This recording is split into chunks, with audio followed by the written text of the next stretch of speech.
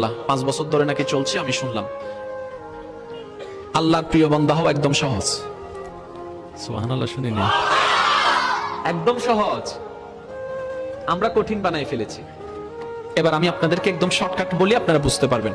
ইমানি ভাইয়েরা ইমানি আওয়াজ দিয়ে একটু সহযোগিতা করবেন। আমরা এখন আছি কোথায়? দুনিয়ায়। যাব, কবর থেকে উঠবো, হাসরে বিচার যা হওয়ার হবে, কেউ যাবে জাহান্নামে, কেউ যাবে জান্নাতে। আমরা জাহান্নামের কথা বলতে চাই না, আমরা যাব জান্নাতে। কারণ পজিটিভ চিন্তা রাখা ভালো, সবসময় পজিটিভ চিন্তা রাখা ভালো। জান্নাতের পর আর কিছু? জোরে বলেন না, জান্নাতের পর আর কিছু? এবার আমি আপনাদেরকে প্রশ্ন করবো, আপনারা আওয়াজ দিয়ে আওয়াজ উত্তর খুব বড় করে দিবেন। জান্নাত বানালেন কে? কাদের জন্য? কাদের জন্য?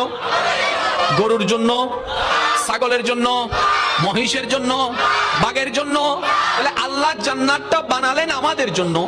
আমরা যদি থাকি জান্নাতে, জান্নাত সার্থক হবে। যদি আমরাই না থাকি, জান্নাত সার্থক হওয়ার কোনো প্রশ্নই আসে না।